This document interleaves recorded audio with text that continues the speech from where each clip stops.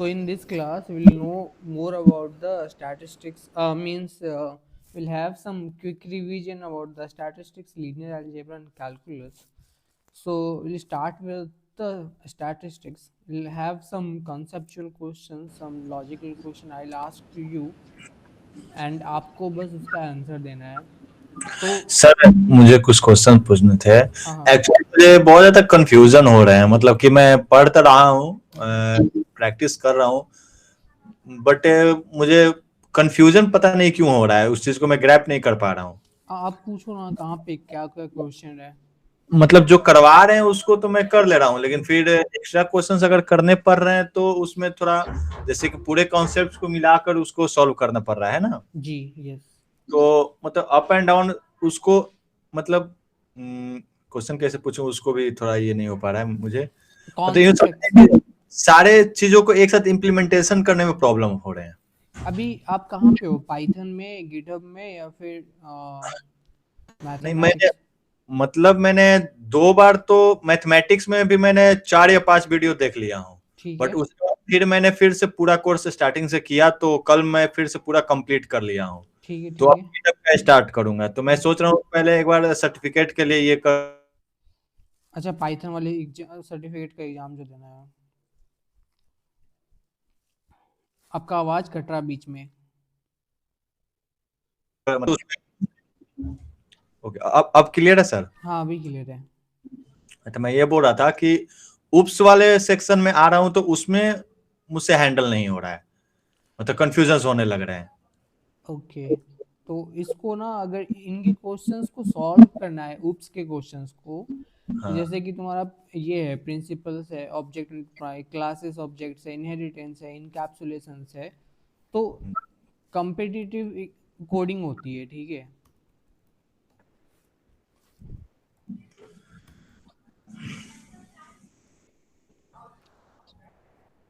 जैसे gigs for gig पे भी जाओगे तो यहाँ पे ये जितनी भी चीज़ें हैं ना कम्पिटिटिव प्रोग्रामिंग की, ये सारी चीज़ें, ये डीएफएस एल्गोरिथम हो गया, जब इनमें क्वेश्चन, ये सारी क्वेश्चन सॉल्व करोगी ना, ये सब क्वेश्चन जब सॉल्व करोगे, ये सारी चीज़ें, तो यहाँ पे ऊप्स का यूज होगा बहुत ज़्यादा. जब हमें अपने प्रोग्राम को ऑप्टिमाइज करना है, फास्ट करना है, तो वहाँ पे हम ऊप्स का यूज करेंगे काफ़ी ज़्यादा. और ये सारी चीज़ें ऊप्स के अंदर, इनहेरिटेंस, पॉलीमॉर्फिज्म, तो हम लोग आगे बहुत आगे यूज करेंगे इन सब लेसन्स में इधर. तब आपको समझ में आएगा कि ये क्लासेस वगैरह हमने क्यों, जैसे इसके अंदर यहाँ पे मैं आपकी प्रॉब्लम समझ गया हूँ. आप ये कहना चाह रहे हो कि हम तो ये पढ़ तो रहे, लेकिन इसका यूज कहाँ पे है. हाँ, मतलब इसको यूज प्रॉपर कर नहीं पा रहे. जैसे अभी भी मतलब वो सभी एग्जाम देने के लिए कुछ कुछ क्वेश्चंस वगैरह दिए हुए हैं प्रैक्टिस करने के लिए. हम्म. असाइनमेंट तो मान लीजिए वो चैट जीपीटी का तो यूज कर लें, बट अब टेस्ट के लिए दिए हैं तो कहीं ना कहीं अपना आईक्यू, हाँ ये वाला हो गया, हाँ तो हाँ. इसको अपना आईक्यू यूज करना भी जरूरी है. ये एग्जैक्टली. हाँ, तो उसको मैं ग्रैप नहीं कर पा रहा हूँ एक्चुअली में. मतलब ये होने लग रहा है जैसे ये मुझे. क्वेश्चन है, create a class representing a bank account with deposit, withdraw and balance check method. तो इसमें हमें एक पहले ग्लोबल क्लास बनाना है बैंक अकाउंट का, जिसमें अलग अलग मेथड्स बनाने हैं, ये सारे अलग अलग मेथड्स है. तो पहले हम्म, हमें क्वेश्चंस को बढ़िया से समझना पड़ेगा. उसके बाद आप क्या करो, एक पेन एंड पेपर लो, पेन एंड पेपर पे इस क्वेश्चन को अच्छे से लिखो पहले, कि ये क्वेश्चन क्या आपसे मांग रहा है. You can take the help of chat GPT also. उसके बाद आप वापस से अपने लेक्चर्स पे जाओ और आप ध्यान से देखना कि आपने क्या क्या चीज़ अभी तक पढ़ी है. जैसे वो जो क्वेश्चन है, create a class of bank account, तो आपने यहाँ पे क्रिएटिंग क्लासेस नाम की एक, पाइथन के अंदर क्रिएटिंग क्लासेस नाम की एक लेसन है, जहाँ पे हम लोग क्लास भी क्रिएट कर रहे हैं, मेथड्स भी क्रिएट कर रहे हैं. तो वो हम्म, हम कैसे कर रहे हैं, उसको हम इस पे अप्लाई कर सकते हैं. जो क्वेश्चन था मेरा, उस क्वेश्चन पे हम लोग अप्लाई कर सकते हैं इस क्वेश्चन पे. इसी हम्म, तरीके से हमने फंक्शन भी बनाया है. तो उस हम्म, फंक्शन वाले लेसन में जाके देखो हमने फंक्शन कैसे बनाया. बस यहाँ पे ये लॉजिक है कि to check if a given number is prime, हमें बस चेक करना है इफ एल्स कंडीशन के हेल्प से कि प्राइम नंबर है कि नहीं है. तो सिंपल था ना, कि प्राइम नंबर का क्या होता है. प्राइम नंबर वैसे नंबर होते हैं जो, प्राइम नंबर कौन से नंबर होते हैं बताओ. जो 2 से और अपने आप से कटे. जो 2 से और अपने आप से कटे वो तो प्राइम नंबर थोड़ी होते हैं।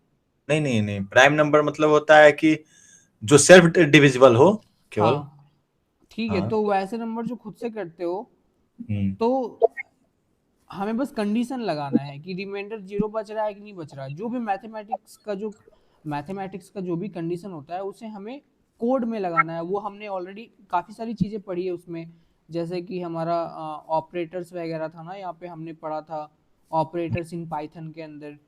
हम्म बहुत सारे ऑपरेटर्स थे, मैथमेटिकल न्यूमेरिकल ऑपरेटर्स भी थे, तो उन सब हम्म का यूज करके हम इसको बना सकते हैं। इसी तरीके से हमारे पास है write a Python program to read a CSV file and summarize the data. ये हम लोग करेंगे पैंडास के हेल्प से। ठीक है, ये आगे हम ये क्वेश्चन आप आगे या इसमें होगा शायद मॉड्यूल 4 के अंदर। यहाँ पे हमारे पास है ना एक file handling and context manager, तो ये क्वेश्चन इससे मिलता जुलता है, तो आप इस लेसन को रेफर कर सकते हो। इसी तरीके से हमारे पास है फिर implement decorator to measure the execution type of function. तो हमने यहाँ पे डेकोरेटर भी पढ़ा है यहाँ एडवांस पाइथन के अंदर। तो इस हम्म तरीके से आप हर क्वेश्चन को हर चैप्टर के साथ रेफर कर सकते हो। जैसे अब ये कुछ लॉजिकल क्वेश्चन है। Given a list of integers, एक लिस्ट है जिसके अंदर इंटीजर्स है, हमें पेयर्स फाइंड करना है जिसको सम करने पे कुछ टारगेट वैल्यू आए। जैसे ये क्या कह रहा है कि मान लो हमारे पास एक लिस्ट है, इसका कहना है कि मान लो हमारे पास एक लिस्ट है जिसके अंदर मल्टीपल इंटीजर्स है। इंटीजर्स तो क्या होते हैं पता ही है, नंबर्स। ठीक है। अब एक ऐसा पेयर फाइंड करो, दो ऐसे नंबर का पेयर फाइंड करो जिसका जो सम है वो सम आ जाए 18। तो इस लिस्ट के अंदर वैसा कौन सा एक पेयर है जिसका सम 18 आएगा, उसकी टारगेट वैल्यू 18 आएगी। तो इस एट और लिस्ट में ये एक पेयर है जो हमें अगर दोनों को सम करेंगे तो ये 18 आएगा। तो ये हमने पहले हमें पेपर और पेन पे उस क्वेश्चन को लिखना होगा कि ये क्वेश्चन क्या आपसे मांग रहा है। तो ये हमें ये क्वेश्चन में हमें हमसे हमसे मांग रहा है कि पेयर के सम पेयर का सम जो है वो कोई टारगेट वैल्यू आनी चाहिए। टारगेट वैल्यू कुछ भी हो सकती है यहाँ पे 20 14 क्वेश्चन के डिपेंड ऑन द क्वेश्चन। तो हम इसको कैसे कर सकते हैं, तो हम यहाँ पे दो लूप चला सकते हैं। फॉर लूप चलाएंगे, एक वेरिएबल डिफाइन करेंगे आई, एक वेरिएबल जे।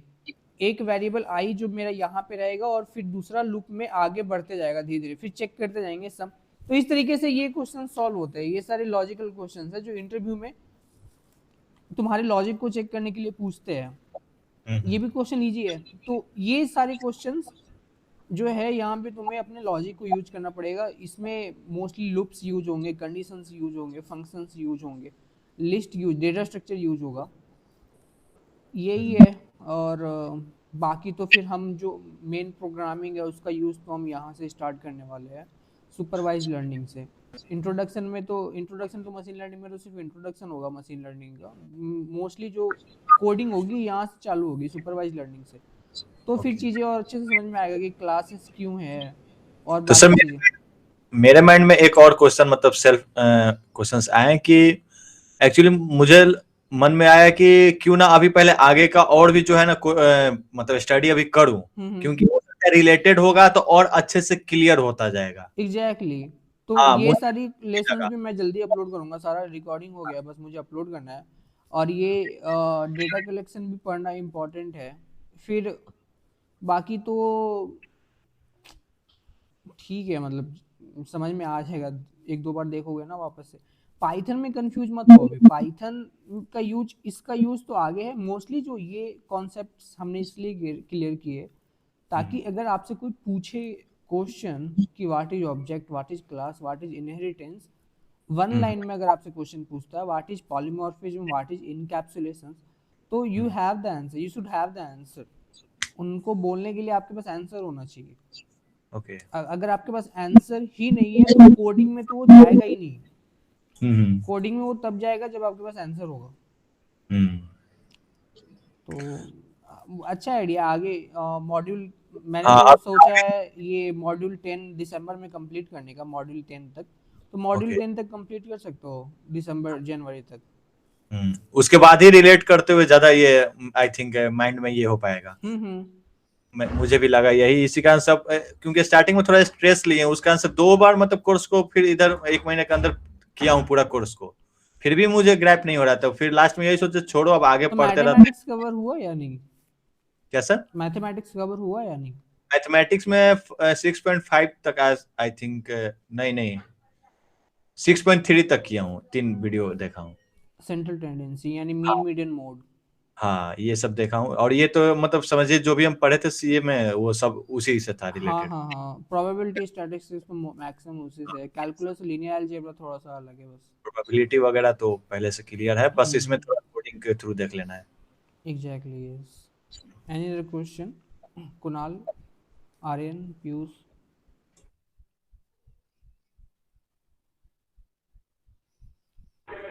No sir. Aryan? No sir, मैंने तो अभी स्टार्ट ही किया है। ओके, आपका वो एनवायरनमेंट सेटअप हो गया? यस सर, हो गया है। Okay fine. सर मैंने ये पाईचार्म पे करा है, वो सही है ना, जुपिटर हाँ नोटबुक की जो? उससे तो कोई प्रॉब्लम नहीं है, तो आप कुछ कोई भी आईडी यूज करो। हाँ बस वही था। ओके, तो सर एक और क्वेश्चन पूछना था, आउट ऑफ द बॉक्स है, थोड़ा सिलेबस से अलग है। हाँ जैसे कि पीएचपी का स्किल लेना मतलब बेस्ट रहेगा, जैसे वेबसाइट डिजाइनिंग वगैरह कर रहे हैं तो पीएचपी का मतलब क्या रोल है? देखो, पीएचपी जो है ना वो पुरानी टेक्नोलॉजी है, ठीक है, मतलब वो काफ़ी पुरानी टेक्नोलॉजी है पीएचपी। जावा के ओके। टाइम जावा के टाइम से ही पीएचपी मतलब चल रहा था उसी टाइम से। तो काफ़ी जो पुराने प्रोजेक्ट है ना, जो एलएमएस सीआरएम प्रोजेक्ट, जो बड़ी बड़ी सीआरएम है, वो अभी भी पीएचपी के ऊपर बनी हुई है, ठीक है। तो और बहुत सारी जो लाइक लैरावेल है, कोऑर्डिनेटर है, ये सारी पीएचपी पे है। और पीएचपी, माइस्क्ल, एचटीएमएल, सीएसएस, ये तीनों चीज़ें एक साथ चलती है। और जितनी भी बड़ी बड़ी ई कॉमर्स, बहुत बड़ी नहीं, जैसे अमेजोन वगैरह तो फ्लिपकार्ट वगैरह तो जेएस पे है, लेकिन जैसे जो गवर्नमेंट के पोर्टल्स है, काफ़ी सारे गवर्नमेंट पोर्टल जो है वो पीएचपी पे है। और और मतलब इसी वजह से नए प्रोजेक्ट्स तो नहीं बन रहे पीएचपी पे, लेकिन जो पुराने प्रोजेक्ट्स हैं ना उनको मेंटेन करने के लिए डेवलपर्स चाहिए। ऐसा नहीं है कि डेवलपर्स एकदम ही नहीं चाहिए पीएचपी के लिए, चाहिए, लेकिन बात फिर वही है कि पुरानी टेक्नोलॉजी है, मतलब नए सॉफ्टवेयर उस पर अब उतने बन नहीं रहे, मतलब अभी फिलहाल नया सॉफ्टवेयर उतना पीएचपी पे नहीं बन रहा। तो ओके। काइंड ऑफ कोई भी स्किल होना अच्छी बात है, फॉर मतलब नॉलेज, तो फॉर बेसिक नॉलेज के लिए एक बार कोर्स कर लेना ठीक रहेगा, क्योंकि ये फ्री ऑफ कॉस्ट यूट्यूब से कर रहा हूँ, तो कहीं ना कहीं हाँ कुछ मतलब नॉलेज के लिए तो कोई दिक्कत नहीं है, नॉलेज के लिए तो करना ही फोकस चाहिए। ज्यादा एचटीएमएल सीएसएस का ही ये सही रहेगा, है ना? HTML CSS तो मस्ट है, वो तो होना ही चाहिए, वो तो बहुत बेसिक है, वो तो किसी को भी होना चाहिए। PHP का नॉलेज मतलब अच्छा है, मतलब ऐसा कोई जरूर मतलब खराब भी नहीं है, हाँ, लेकिन नॉलेज तो खराब नहीं होता है, वो तो है। फ्यूचर में अगर उसी में घुसना है, मतलब PHP के अंदर ही जाना है, तो PHP हाँ, में बस एक प्रॉब्लम है कि सैलरी कम है। अच्छा अच्छा। मतलब PHP डेवलपर्स की सैलरी उतनी ज़्यादा है नहीं कंपेयरिंग टू अदर, तो नहीं, बस ये मैं तो सेल्फ ग्रोथ के लिए कर रहा हूँ केवल, तो हाँ, और तो कुछ। कोई दिक्कत नहीं है। ऐसे भी बहुत सारे पुराने प्रोजेक्ट जो है ना वो पीएचपी पे ही है अभी भी। तो ओके।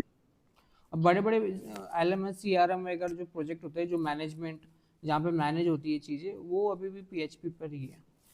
एक्चुअली मुझे यही जानना था कि मतलब इसका फ्यूचर क्या है, तो जैसा आपने बता दिया कि फ्यूचर का फ्यूचर लेकर। है, लेकिन फिर वही है, फ्यूचर एक एक तरह से और ये भी है कि बहुत लोग आजकल पीएचपी अब पढ़ नहीं रहे, तो हो ओके। सकता है फ्यूचर में पीएचपी डेवलपर्स की कमी आए। इसके वजह से क्या होगा कि पीएचपी डेवलपर्स की सैलरी बढ़ेगी, जिस चीज की मांग, जिस चीज मतलब क्या बोलते हैं, जिस चीज मेरा एक डाउट है सर कि मतलब पीएचपी का टेक्नोलॉजी में भूमिका कैसा है?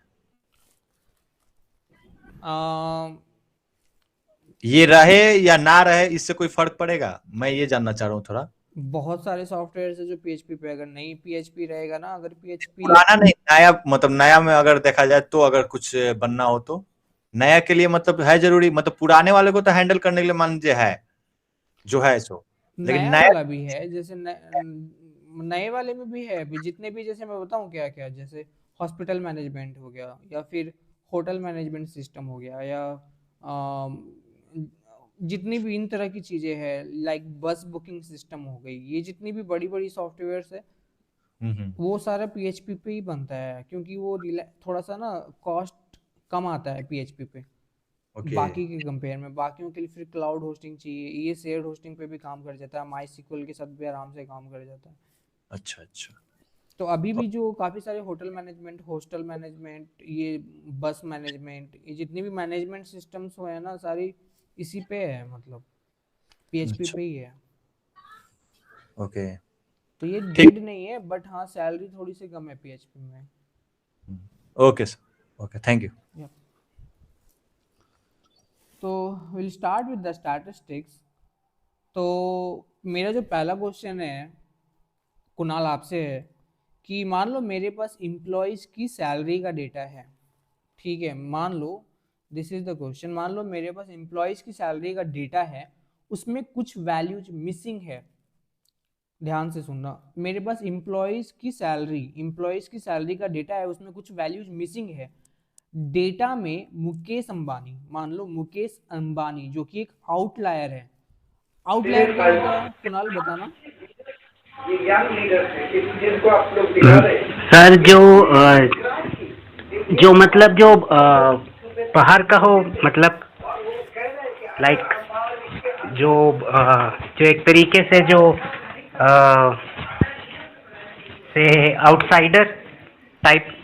देखो आउटलायर मतलब ये सब एक जगह है, ये बहुत अलग है। मतलब अगर किसी हाँ हाँ। एम्प्लॉय की सैलरी 10,000 है, 15,000 है, हम्म 20,000 है, 16K है, ठीक है, हम्म बट किसी एक की सैलरी हो जाए यहाँ पे 5 लाख, और किसी एक की सैलरी हो जाए 1,000, तो ये दोनों तो हम्म इस जो मेन हमारा जो मेन डेटा है इससे तो काफी अलग है ना, ये 5 लाख।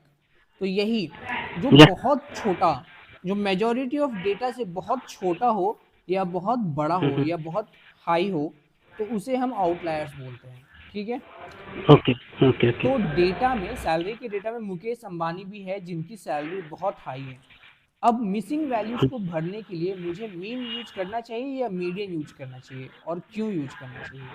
मतलब अगर मुझे मिसिंग वैल्यूज को हैंडल करना है, डेटा में कोई मिसिंग वैल्यू है, तो उस समय मुझे क्या यूज करना चाहिए, मीन या मीडियन। सर उसके अंदर मीन। अब देखो, इसका मीन अगर निकालोगे, कितना इसका मीन अगर निकालोगे, 1 + 10 15 20 16 + 5 लाख का मीन निकालोगे, तो मीन आ जाएगा बहुत बड़ा, एवरेज बहुत बड़ा आएगा। क्यों? क्योंकि ये जो आउटलायर है इस मीन को अफेक्ट कर देगा। ये जो आउटलायर है मीन को अफेक्ट करता है, इसीलिए हम लोग मीडियन यूज करेंगे। क्या यूज करेंगे? मीडियन। मीडियन क्या होता है? आउटलायर से मीडियन। अफेक्ट नहीं होता है। क्यों नहीं होता है? क्योंकि मीडियन का मतलब अच्छा, क्या होता है? Middle value. Middle value, yes. तो ये सिंपली मिडिल वैल्यू को पिक कर लेगा, जो कि है 20 हाँ। के।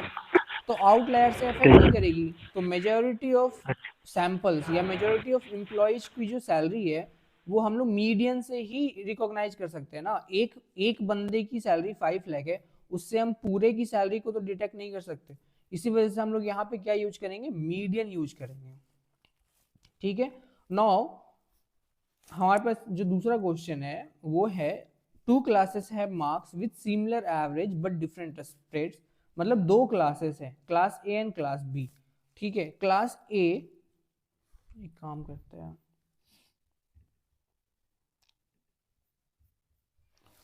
हमारे पास 2 क्लास है, class A and class B. Aryan आप भी देखना, आपको थोड़ा थोड़ा ना चीज़ें समझ में आएगी। तो आप जब लेसन पढ़ोगे ना तो आपको थोड़ा सा रिकैप होगा कि मैंने कुछ बताया था आउटलायर्स के बारे में। Yes sir, yes sir. अब है, आप भी देख लेना। क्या सर? मतलब जो जो चीज़ें मैं बता रहा हूँ, हो सकता है आपने लेसन पढ़ा नहीं हो, लेकिन ये चीज़ें आप जब लेसन वापस से पढ़ोगे तो आपको थोड़ा याद आएगा कि मैंने बताया था आउटलायर क्या होती है, मीडियन क्या होता है, मीन क्या होता है। ओके ठीक है सर। मान लो मेरे पास 2 क्लासेस हैं, क्लास ए एंड बी। अब इसके कुछ डेटा है मेरे पास, इस क्लास के मार्क्स का डेटा है मेरे पास, मार्क्स डेटा है जो कि है 40, 42, 38, 41 एंड 39। फिर मेरे पास एक क्लास बी है, उसके भी मार्क्स का डेटा है जो कि है 10, 90, 50, 20 एंड 80। अगर इन दोनों डेटा को ध्यान से देखोगे तो आपको कुछ समझ में आएगा कि ये जो डेटा है ये सब सारे डेटा क्लोज है, आसपास ही है। लाइक 40, 42, 38, 41, 39 ये सारा आसपास है। लेकिन ये जो दूसरा क्लास बी है उसके जो मार्क्स है उसमें डिफरेंसेस है, हाई डिफरेंस है। लाइक पहले का मार्क्स 10 है, दूसरा का 90, 50, 20, 80, यानी कि हाई डिफरेंस है। क्या है? High difference. तो अब मुझे ये बताओ कि स्प्रेड ऑफ डेटा कैसा है, यानी कि स्टैंडर्ड डेविएशन इन दोनों का कैसा है। मतलब डेटा अपने एवरेज से कितना दूर फैला हुआ है। मतलब कौन से क्लास का स्टैंडर्ड डेविएशन हाई है और कौन से क्लास का स्टैंडर्ड डेविएशन लो है। पीयूष, कुणाल, एनीवन? बी का हाई स्प्रेड है। बी का स्टैंडर्ड डेविएशन हाई है क्योंकि डेटा काफी फैला हुआ है। मतलब अगर इसको हम इस तरीके से, सॉरी, इसको अगर हम ग्राफ में रिप्रेजेंट करेंगे क्लास बी को 0,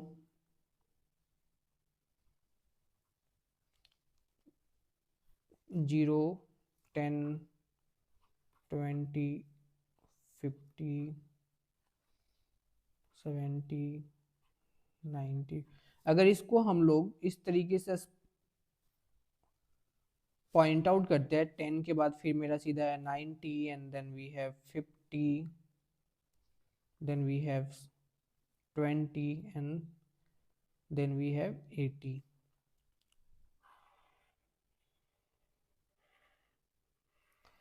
तो अगर इसको ध्यान से देखोगे ना ये बहुत फैला हुआ है। स्प्रेड ऑफ डेटा इसको बोलते हैं, स्प्रेड ऑफ डेटा, कि डेटा कितना फैला हुआ है। अगर डेटा ज़्यादा फैला हुआ है इसका मतलब कि इसके अंदर आउटलायर्स ज़्यादा है, ये डेटा सही नहीं है। तो क्लास बी का स्टैंडर्ड डेविएशन हाई है और क्लास ए का स्टैंडर्ड डेविएशन लो है। ठीक है, ये समझ में आया कि स्टैंडर्ड डेविएशन हम लोग कैसे पता करते हैं।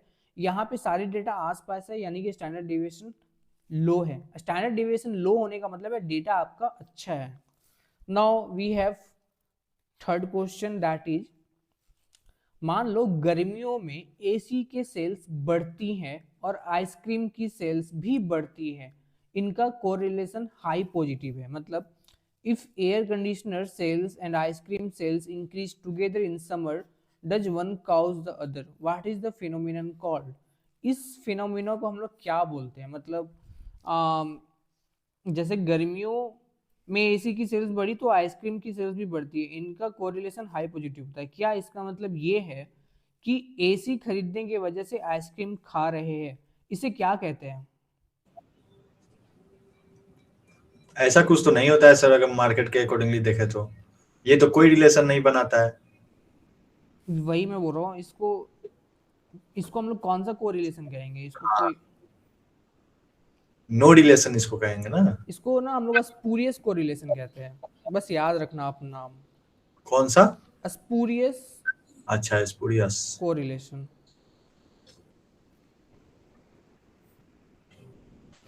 मतलब इसका ये मतलब है कि ये नहीं है कि एक की वजह से दूसरा हो रहा है। मतलब हम लोग एसी खरीद रहे हैं इसका मतलब ये थोड़ी है कि आइसक्रीम भी खरीदेंगे।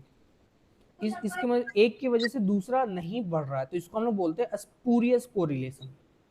ठीक है, असली कारण कोई और है। असली कारण है थर्ड वेरिएबल। असली कारण क्या है? असली कारण है एक थर्ड वेरिएबल। बताओ कौन है? बहुत कॉमन है। असली कारण कुछ और है। मतलब हम लोग एसी भी खरीद रहे हैं, आइसक्रीम भी खा रहे हैं, वो क्यों कर रहे हैं? क्योंकि एक थर्ड वेरिएबल है, एक तीसरा कारण है। समर हो गया। एग्जैक्टली, गर्मी। क्योंकि गर्मी ज्यादा है इसी वजह से हम लोग आइसक्रीम भी खा रहे हैं और एसी भी खरीद रहे हैं। Now we have outlier detection. यहाँ पे सबसे पहले IQR का फुल फॉर्म बताओ क्या होता है, कोई भी। पीयूष, IQR का फुल फॉर्म होता है इंटरक्वार्टाइल रेंज, ठीक है। Interquartile range. अब इसकी एक फॉर्मूला होती है इंटरक्वार्टाइल रेंज की। देखो सबसे पहले मेरा यहाँ Q1 है 25, Q3 है 75, तो IQR क्या होगा और आउटलायर की बाउंड्री क्या होगी, मतलब what is the upper boundary for outliers. तो इसका एक फॉर्मूला है Q3 minus Q1, Q3 minus Q1। तो अपर लिमिट जो होगी, इसका एक फॉर्मूला है, मैं दिखाता हूँ। इंटरक्वार्टाइल रेंज,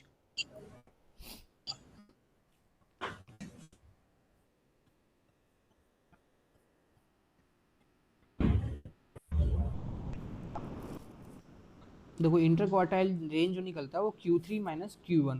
तो हमारे पास Q3 भी है, Q1 भी है, तो हमारा इंटरक्वार्टाइल रेंज निकल गया 50। 75 माइनस 25, तो हमारा इंटरक्वार्टाइल रेंज निकल गया, इंटरक्वार्टाइल रेंज हमारा निकल गया। अब मुझे ये निकालना है अपर लिमिट। तो अपर लिमिट का जो फॉर्मूला होता है वो होता है Q3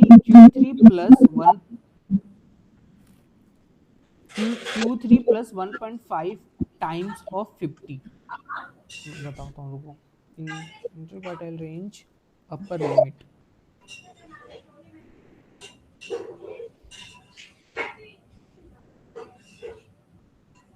देखो यहाँ पे दिख रहा, ये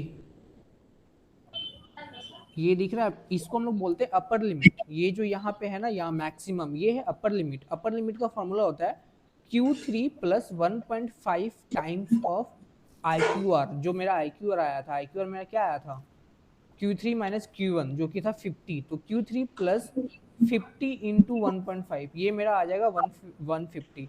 ये पूरा निकालने का मेरा ये मकसद है कि जो भी मेरा अपर लिमिट होगा और जो भी मेरा लोअर लिमिट होगा, अपर लिमिट से बाहर जो भी वैल्यूज होगी या लोअर लिमिट से बाहर जो भी वैल्यूज होगी वो सारी आउटलायर्स होगी। तो ये एक आउटलायर्स निकालने का फॉर्मूला है। इंटरक्वार्टाइल रेंज के थ्रू हम लोग आउटलायर्स डिटेक्ट करते हैं या आउटलायर्स निकालते हैं। Now we have linear algebra. मैं बस पूछूंगा क्वेश्चन, मेरे पास एक एक्सेल सीट है जिसमें 100 रोज और 5 कॉलम्स। 100 रोज यानी कि स्टूडेंट्स, 100 रोज स्टूडेंट्स है, और 5 कॉलम्स यानी कि सब्जेक्ट्स, और 100 रोज यानी कि स्टूडेंट्स। तो एक मेरे पास एक्सेल है जिसमें 100 रोज है एंड 5 कॉलम्स है। तो मशीन लर्निंग के अंदर इस मैट्रिक्स की शेप क्या होगी, what will be the shape of the matrix used in machine learning. Matrix क्या होता है, सबको पता है, रोज एंड कॉलम्स। तो मशीन लर्निंग के अंदर इसकी शेप क्या होगी, बहुत इजी है। शेप हमेशा होती है रोज कॉलम। 100/5 105 इसकी शेप होगी मैट्रिक्स में।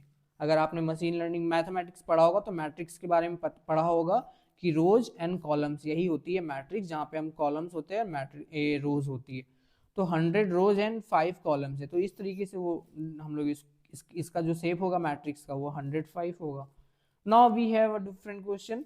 अगर दो वेक्टर है a is equal to 2 3 and b is equal to 4 1, ये दो वेक्टर है, इनका अगर हम डॉट प्रोडक्ट करेंगे तो वो क्या होगा, और ये ML में कहाँ यूज होता है, where is dot product used in machine learning. Kunal, dot product हम लोग मशीन लर्निंग में कहाँ यूज करते हैं।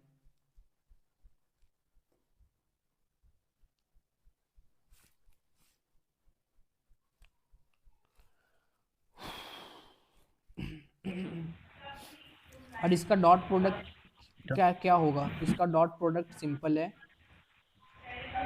इसका जो डॉट प्रोडक्ट होगा, हम लोग इसको जो भी जिसके बराबर में है ना, जैसे ये इसके इक्वल में है और ये वाला कॉलम इसके इक्वल में है, तो इन दोनों को हम आपस में मल्टीप्लाई करके सम कर देंगे, यही डॉट प्रोडक्ट होता है। 4 इंटू 2 8, 1 इंटू 3, इसका जो डॉट प्रोडक्ट आएगा वो 11 आएगा। तो इसका जो डॉट प्रोडक्ट आया वो 11 आया। तो इस तरह से हम डॉट प्रोडक्ट निकालते हैं। डॉट प्रोडक्ट का मशीन लर्निंग में कहाँ पे यूज है,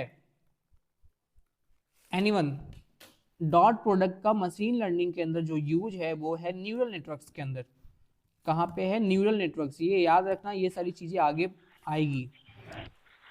देखो डॉट प्रोडक्ट का जो यूज होता है, यहाँ पे जो ये प्रोडक्ट्स हो रही है ना सारी, मल्टीप्लाई होके फिर अलग अलग जा रहा है, यहाँ पे डॉट प्रोडक्ट ही यूज होती है। देखो यहाँ पे ये दो अलग अलग वेक्टर्स है WA, इसका यहाँ पे डॉट प्रोडक्ट हुआ एक लोकल ग्रेडियंट के साथ, फिर एक नया वेक्टर बन गया यहाँ पे। ये सारी चीजें डॉट प्रोडक्ट हो रही है। जब न्यूरल नेटवर्क्स वगैरह पढ़ोगे तो वहाँ पे डॉट प्रोडक्ट ही होती है। हाँ ये है कि जब तुम न्यूरल नेटवर्क डीप लर्निंग के अंदर जाओगे तो वहाँ पे क्या होगा कि सारी चीजें कोड के हेल्प से होगी, पाइथन के हेल्प से होगी, तो तुम्हें लगेगा कि ये डॉट प्रोडक्ट यूज कहाँ हो रहा है। इंटरनली तुम्हें समझ में आ जाएगा कि ये डॉट प्रोडक्ट ही काम कर रहा है। जहाँ पे भी तुम मल्टीप्लाई करोगे वो डॉट प्रोडक्ट ही होगा। वो आगे चीजें समझ में आ जाएगी, तुम्हें लगेगा कि ये तो हम तो सब कोड से कर रहे हैं, तो ये मैथमेटिक्स ही आगे चल के काम आएगी जब डिसीजन लेना होगा मशीन लर्निंग के अंदर।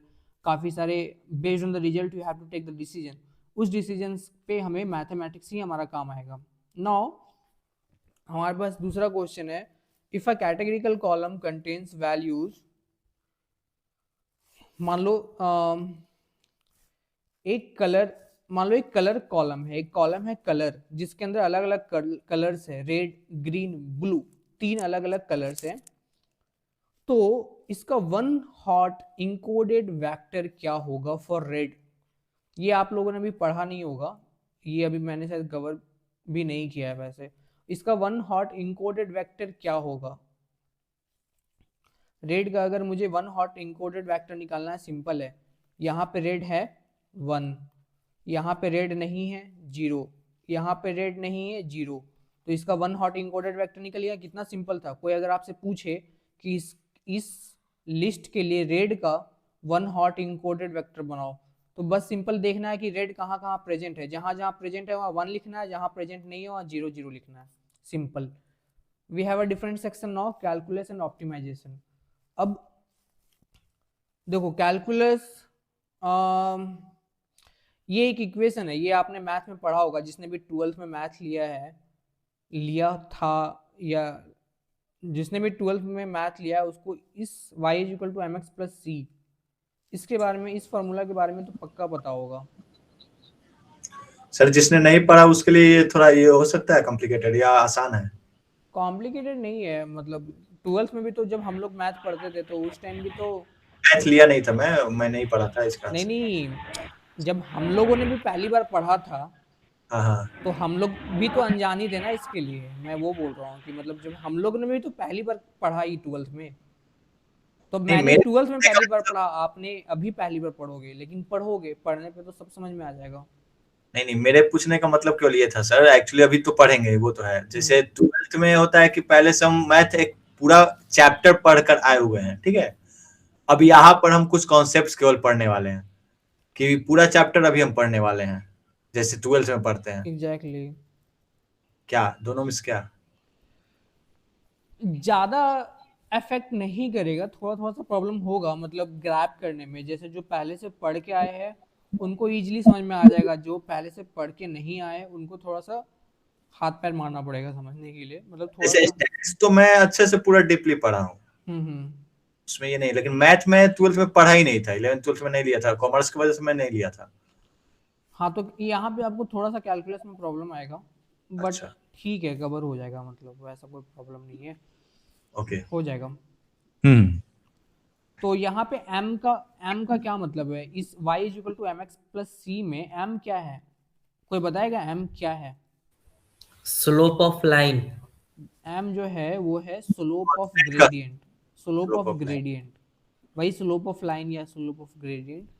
तो ये जो स्लोप होती है ना, देखो ये जो स्लोप है इसको हम लोग स्लोप बोलते हैं। ये जो c से d पे ये स्लोप जा रही है, ये देखो ये यहाँ पे 125 मीटर है, ये 145 मीटर, ये स्लोप पर है, ये एक पहाड़ है ऊपर जा रही है स्लोप, ये देखो ये स्लोप है, ठीक है। इसको हाइपोथेसिस है सर, क्या हाइपोथेसिस को बोला जाता है स्लोप। हाँ ये मतलब ऊपर जाती है जो स्लोप पे, slope = vertical rise by horizontal run. तो ये जो m है वो रिप्रेजेंट करती है स्लोप को, किसको रिप्रेजेंट करती है? स्लोप ऑफ द ग्रेडियंट और स्लोप ऑफ द लाइन, ठीक है। यहाँ पे क्या मतलब है इसका कि x के बढ़ने पर ये जो x है इसके बढ़ने पर y कितना चेंज होता है, x के बढ़ने पर y, x इंक्रीज करेगा तो y कितना इंक्रीज करेगा, यही ये फॉर्मूला बताती है, ठीक है। और what does a positive value of m indicate, slope का ये m का पॉजिटिव वैल्यू क्या इंडिकेट करता है, ये इंडिकेट करता है कि मेरा जो लाइन है अपवर्ड वो अपवर्ड है, डाउनवर्ड नहीं है। लाइन अपवर्ड स्लोपिंग में है, अगर m जो है वो 0 से बड़ा है मतलब कि लाइन अपवर्ड है, ठीक है। जब x इंक्रीज होता है तब y भी इंक्रीज होगा, अगर m ग्रेटर देन 0 है तो उस टाइम क्या होगा कि अगर x इंक्रीज होगा तो y भी इंक्रीज होगा। Should a machine learning model minimize और maximize the cost function? इसका ये मतलब है कि मशीन लर्निंग मॉडल का गोल क्या होता है, मतलब कॉस्ट फंक्शन, एरर को मैक्सिमाइज करना या मिनिमाइज करना। मशीन लर्निंग मॉडल का गोल क्या है, एरर को मैक्सिमाइज करना, सॉरी कॉस्ट फंक्शन यानी कि एरर यानी कॉस्ट फंक्शन को मैक्सिमाइज करना या मिनिमाइज करना, और उस पॉइंट को क्या कहते हैं जहां एरर सबसे कम होता है। कॉस्ट फंक्शन को हमें मैक्सिमाइज करना है या मिनिमाइज, बहुत इजी क्वेश्चन है। मशीन लर्निंग मॉडल जब आप बना रहे हो तो आपका गोल क्या होना चाहिए। आर्यन आप बताओ, बहुत इजी क्वेश्चन है, मैं आपसे पूछूंगा, कोई भी मत बोलना। जब आप सपोज किसी मशीन लर्निंग मॉडल पे काम कर रहे हो तो आपका गोल क्या होना चाहिए, कॉस्ट फंक्शन यानी एरर, इस कॉस्ट फंक्शन को हम लोग बोलते हैं एरर, एरर को मिनिमाइज करना या मैक्सिमाइज करना। आर्यन आप म्यूट पे हो, may be not in the call. करना होगा सर, जितना कम यस सर, यस सर। तो यहाँ पे हमें एरर को मिनिमाइज करना है कि मैक्सिमाइज करना है, यानी ये कॉस्ट फंक्शन जो है, कॉस्ट फंक्शन जिसे हम एरर बोलते हैं, उसे हमें मिनिमाइज करना है कि मैक्सिमाइज। जब हम मशीन लर्निंग मॉडल पे काम करें तो हमारा गोल क्या होना चाहिए, मैक्सिमाइजेशन या मिनिमाइजेशन। सर मिनिमाइज करना है ताकि हमें एरर। कॉस्ट फंक्शन को मिनिमाइज करना है, हमें कॉस्ट फंक्शन को क्या करना है, मिनिमाइज करना है। और जो सबसे लोएस्ट पॉइंट होता है, मिनिमम, जहाँ पे हमें आके रुक जाना है, उस पॉइंट को हम लोग बोलते हैं ग्लोबल मिनिमा, उस पॉइंट को हम लोग बोलते हैं ग्लोबल मिनिमा, ठीक है। ये मैं दिखाता हूँ।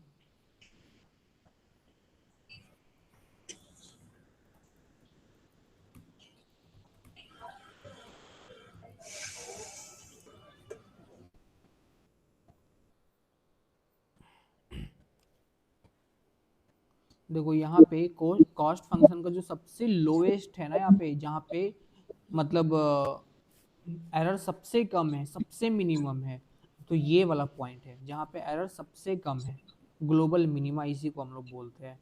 यहाँ पे सबसे हाई है इस जगह पे, इस पॉइंट पे, तो यहाँ पे आके हमें फिर रुक जाना है। तो हमारा जो मेन गोल होना चाहिए वो कॉस्ट फंक्शन को रिड्यूस करना, कॉस्ट फंक्शन को मिनिमाइज करना। उसके बाद है हमारे पास if the actual value is 10 and the predicted value is 14 what will be the MSC penalty for this prediction. मतलब अगर एक्चुअल वैल्यू 10 और प्रेडिक्टेड वैल्यू 14 है तो मीन स्क्वायर्ड एरर, एमएससी का फुल फॉर्म होता है मीन स्क्वायर्ड एरर। तो mean squared error क्या होगी, मीन स्क्वायर्ड एरर के हिसाब से पेनल्टी क्या होगी, ठीक है। सिंपल है, इसका होता है डिफरेंस निकालो और उसका स्क्वायर कर दो, यानी कि डिफरेंस क्या हो, एक्चुअल वैल्यू 10 माइनस 14, 10 माइनस 14 मतलब 4 माइनस 4 और इसका स्क्वायर यानी कि 16, तो जो पेनल्टी लगेगी वो लगेगी 16। ये मैंने क्वेश्चन करा दिया, आप लोगों को बाद में काम आएगा।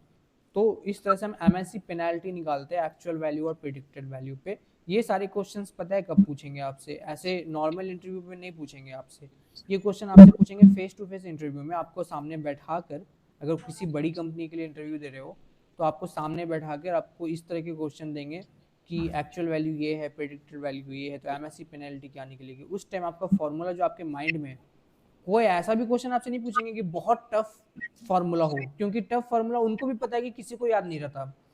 लेकिन जो बेसिक फॉर्मूला है जैसे ये तो आपको याद होना चाहिए, इसी वजह से ये सारी क्वेश्चंस आपसे वो लोग पूछेंगे। तो ये एमएससी कैलकुलेशन का फॉर्मूला है कि जो भी actual value minus predicted value का होल स्क्वायर, तो ये मेरा 16 निकल गया। तो ये था हमारा आज का मैथमेटिक्स का रिवीजन। इस क्लास को एंड करने से पहले हमारे पास एक छोटा सा क्विज है जो हम लोग स्टार्ट करेंगे। Hope everyone has the phone now. Let's start the presentation.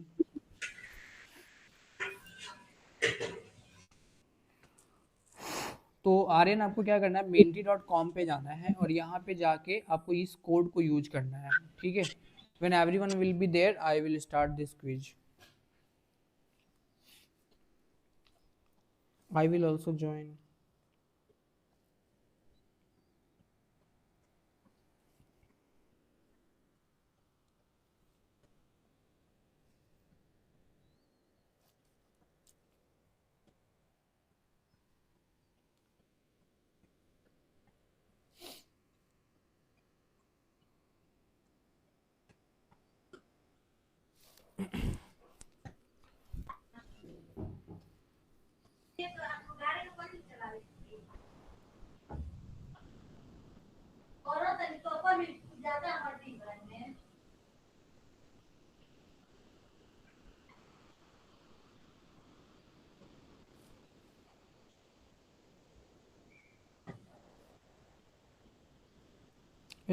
I'll start in 1 minute.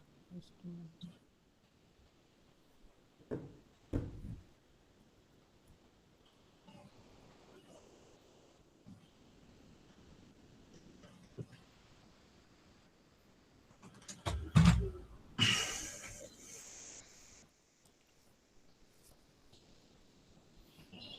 So 5 players are now ready. I'll start the quiz.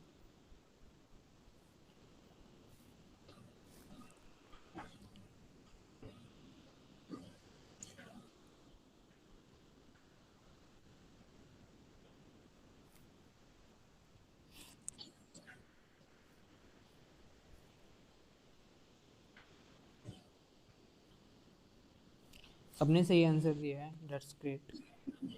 We'll see, we'll go to the leaderboard.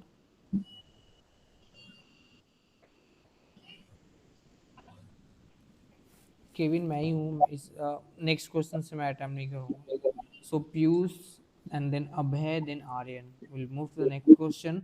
Everyone ready?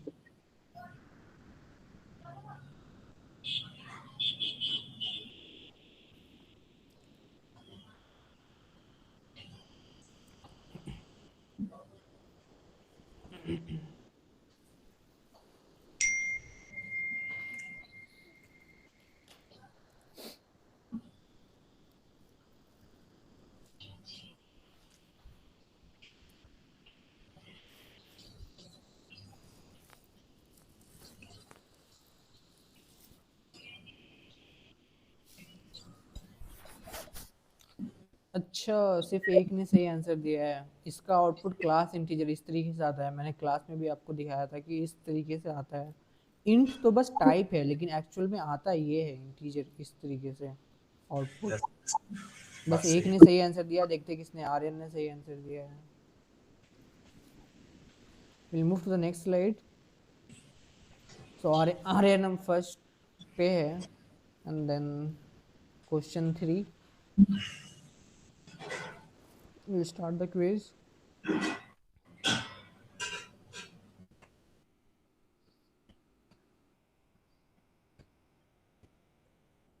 कौन सा data structure mutable होता है Python के अंदर? Tuple, string, list. It's an easy question. Everyone has voted, let's see the answer. 3 ने सही दिया है, 1 ने गलत। देखते हैं किसने गलत दिया है। पीयूष ने गलत दिया है this time. Aryan is still on the top. Move to the next question.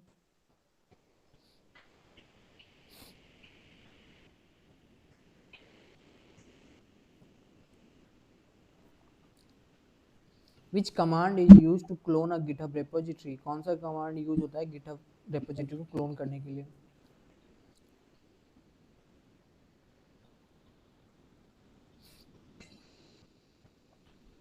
Everyone has voted. Let's see the किसने गलत किया देखते हैं. मेरा गलत हो गया क्यों बट This time अभय आपने गलत किया है. Aryan is still on the top.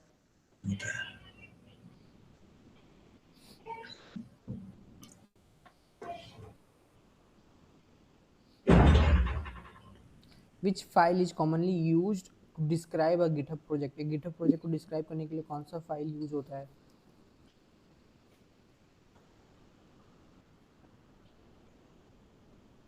Everyone has voted. Let's see the result. सबसे फास्ट पीयूष ने आंसर दिया है. ओके एक ही सही आंसर आया. Okay now still the Aryan is on the top. We'll move to the next question. We start the quiz. Which git command shows the commit history of a repository?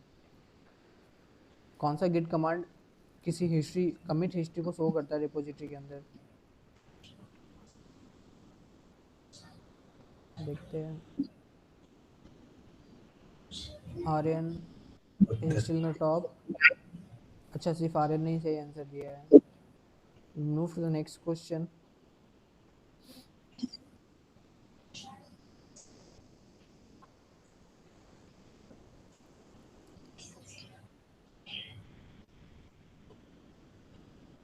What is a repository in GitHub? GitHub repository है क्या? मतलब ये actual में क्या है? एक server है, एक स्टोरेज स्पेस है फॉर कोड और एक प्रोग्रामिंग लैंग्वेज है. क्या है ये? Everyone has voted. Let's see कितनों ने सही आंसर दिया. चारों ने सही आंसर दिया है. Let's see the leader board. Who is the fastest? This time Piyush is the fastest and still Aryan is on the top. We move to the next question.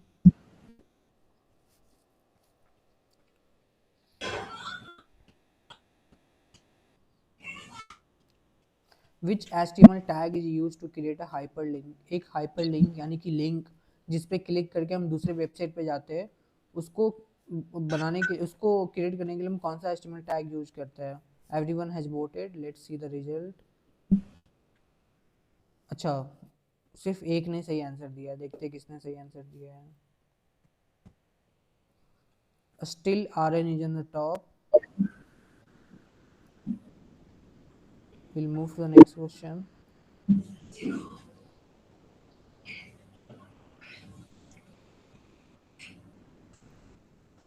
Which tag is used to insert an image in HTML? HTML के अंदर image insert करने के लिए कौन सा tag use करते हैं? Everyone has voted. Let's see. 3 लोगों ने सही दिया, एक ने गलत. IMV के आरसी का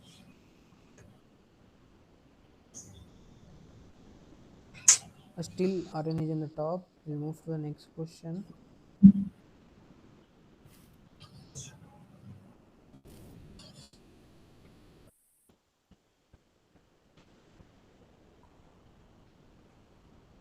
HTML stands for बहुत इजी है.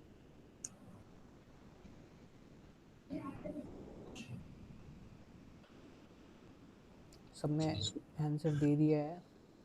देखते हैं किसी ने सबने सही आंसर दिया है. Let's see the leader board. Still Aryan is on the top. We'll move to the next question. Start the quiz. Which tag is used for largest heading? Largest heading के लिए, सबसे बड़ा हेडिंग के लिए कौन सा टैग यूज करते हैं हम लोग?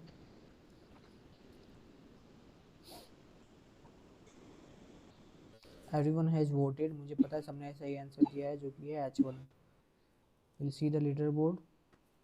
Still Aryan is in the top.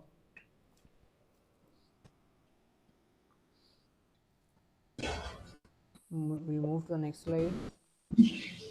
The next question is from a something different from English. Choose the correct sentence. He don't like coffee. He not like coffee. He does not like coffee.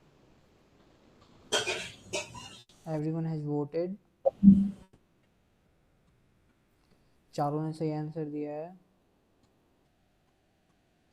सबसे fastest Piyush, so still Aryan is in the top. So the next question we start the quiz. What is the correct past tense of go? Go का past tense क्या है? Correct past tense go, went, gone क्या है?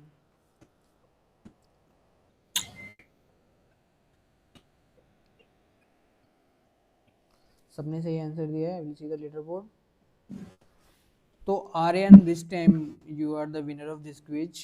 So yeah, तो ये quiz यहीं पे Aryan is the winner and we'll stop this quiz now. We'll have the next week now. So ये क्लास यहीं तक। अगर कोई क्वेश्चन है तो आप लोग